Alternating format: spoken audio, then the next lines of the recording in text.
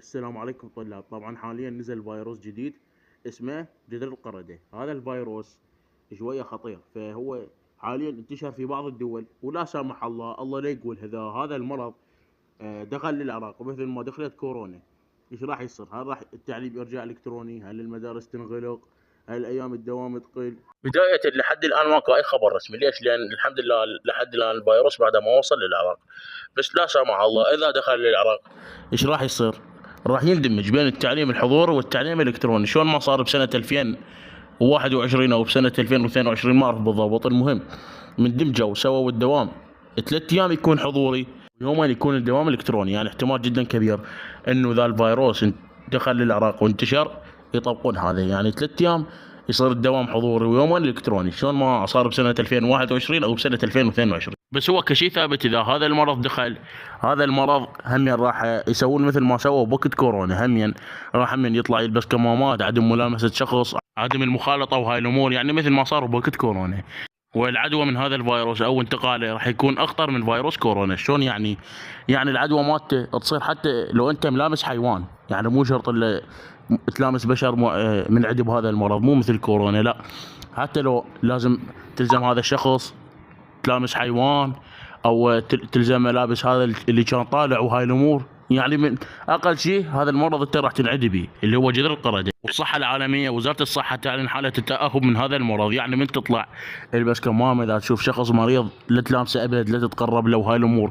حتى ان شاء الله هذا الفيروس بحال الله ان شاء الله ما يدخل للعراق. وهذا الفيروس لحد الان ما له علاج. ليش؟ لان الحمد لله والشكر بعد ما وصل للعراق، وان شاء الله ما يوصل. وش راح يصير بالمدارس وهاي الامور لحد الان وزاره التربيه ما اعطت اي خبر رسمي، ولا اكو اي خبر رسمي عن هذا الموضوع. ليش؟ لان الحمد لله بعد لحد الان ما داخل العراق، وان شاء الله ما يدخل. بس اذا دخل لا سامح الله نشوف وزاره التربيه شنو تقرر بالايام الجايه. لحد الان ما نعرف شنو مشكله هاي الامراض، والمشكله الامراض ما تجي الا بوقت الدراسه. يعني قبل لا يبدا الدوام بكم يوم هيجي تجي الفيروسات، ما اعرف على مود تنهي المدارس، على مود التعليم يتوقف، ما اعرف والله. وانا تحذيري لكم، اي بشر تشوفه مريض حتى لو عصب انفلونزا ابد لا تتقرب له، وابد لا تلامسه، وابد لا تقعد يمه.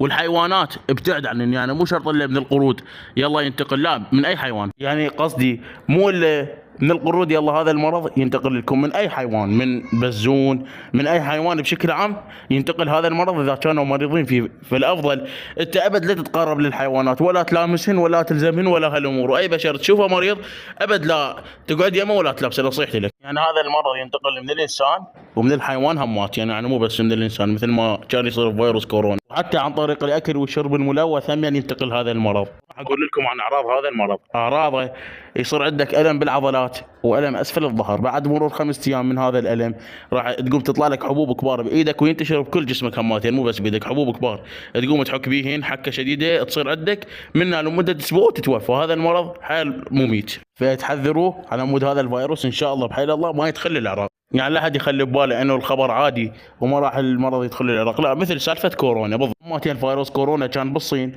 وكلهم قالوا هذا الفيروس ما راح يدخل العراق، ودخل واخذ هواي اعزاز من عندنا، اخذ اجدادنا واخذ هواي ناس اعزاز. فهذا الشيء واضح لكم، فكلكم تجنبوا هذا المرض تمام، ولا حد يخلي بباله انه لا ابالي، لا، على مود ان شاء الله المرض بحيل الله ما يدخل العراق.